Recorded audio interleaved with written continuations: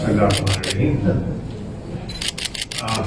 and gentlemen, I have traveled to New York on the instructions of my Prime Minister Imran Khan,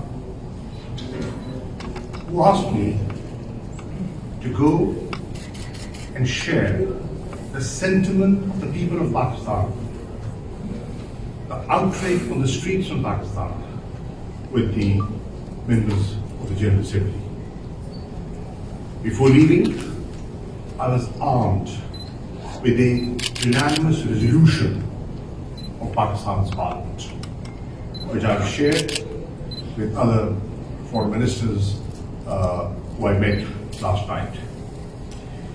In my statement, the General Assembly, But so far there will be no resolution coming out. two, there wasn't enough time for proper consultations for a consensus resolution. And three, we do not want any attempt through some amendment to dilute what was already resolved in 2018.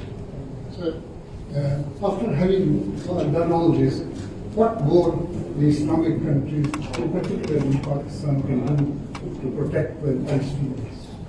The next move that we have already initiated is activation of the Human Rights Council. Pakistan, being a member of the Human Rights Council, has consulted with other OIC members, and we have mobilized and convinced the Human Rights Council to convene on the 27th of May.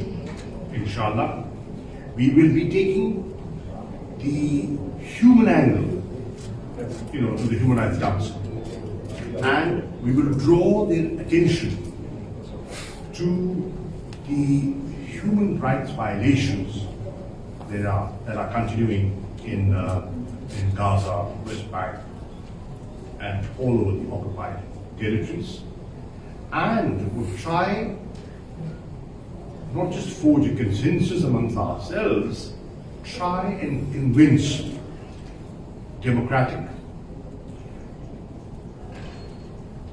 forces, civil society within Europe to speak up. We cannot have double standards. Sir, If human rights are being violated in Gaza, and can't you see that? It's being reported. And today, the world has changed.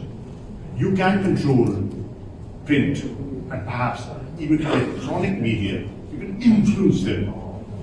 But today, it is impossible to influence the citizen journalist, the individual right there in Gaza, sharing clips that has shaken the conscience of the world. Today, what you see on the streets, what you see in Michigan, what you see in Chicago, what you see in Madrid, what you see in Berlin, what you see in Paris, what you see in London, it's not the motivation of the governments. It's the people. It's the people that's moving the governments to revisit, reconsider their positions and speak up. Mr. Minister, you were talking about international force to provide protection to the Palestinian people. The Turkish foreign minister also talked about a similar idea. Is this a coordinated position between Pakistan and Turkey and maybe others? And are you discussing this idea with the US? We are working collectively from the OIC platform. And every proposal that we intend to make must be and should be through the OIC platform.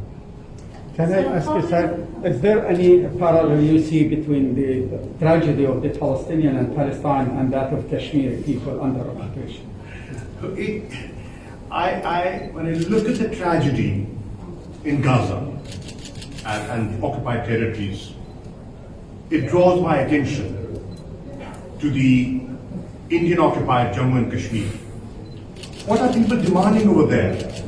Self-determination. What are people afraid of over there is demographic restructuring, exactly like this. What are people crying for in Kashmir is protection of basic fundamental rights.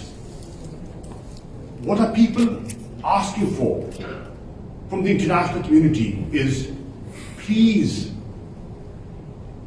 there should be no impunity to indiscriminate use of force. What are people saying? What are people crying out over there? That we are suffering a double lockdown. A COVID lockdown, and we are under a military siege of the most militarized zone in the world.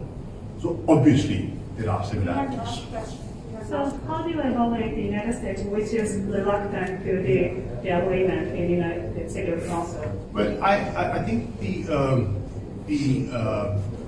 Biden administration is actively engaged. I had a word with Secretary Blinken. I spoke to him from Pakistan, and we had a telephonic conversation, and he informed me that their representative was in the region trying to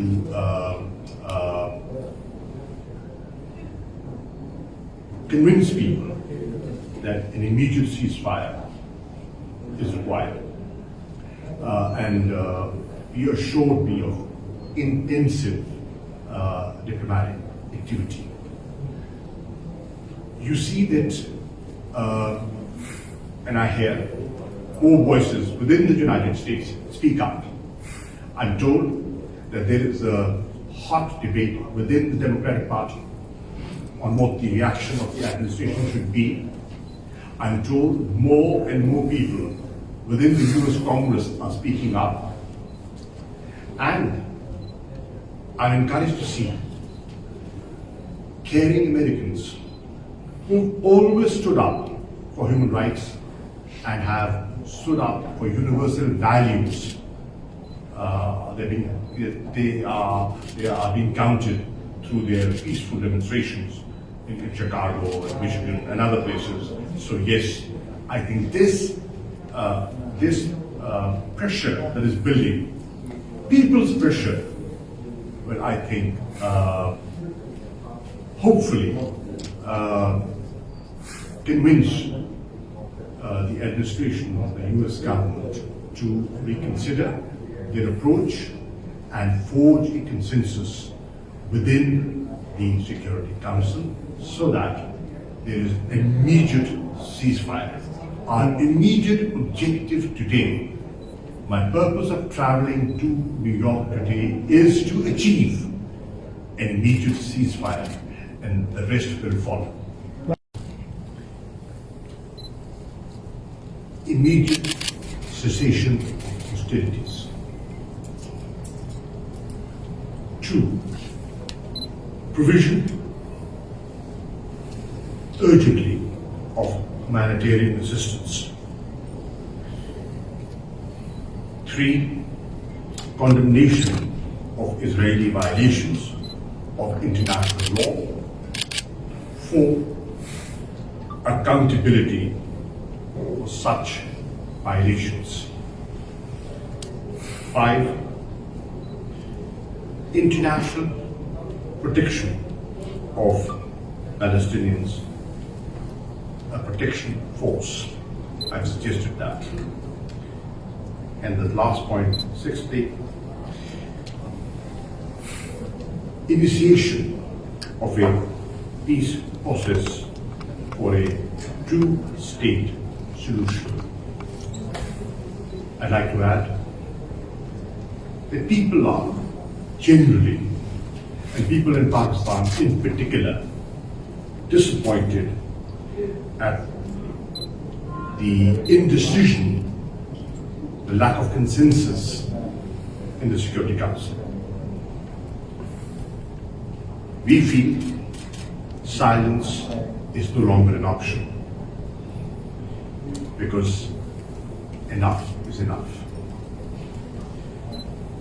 OIC, the Arab Group, the Northern Line movement have collectively made, and with the support of the President of the General Assembly, made this session possible. This session has taken place after a long pause of a physical meeting. There were virtual meetings going on, and we did not have, we didn't have a physical presence, in Anga. And this is a session where people are physically there. We, all foreign ministers of OIC who are here, we will be meeting the President of the General Assembly this afternoon to consider joint action. Thank you.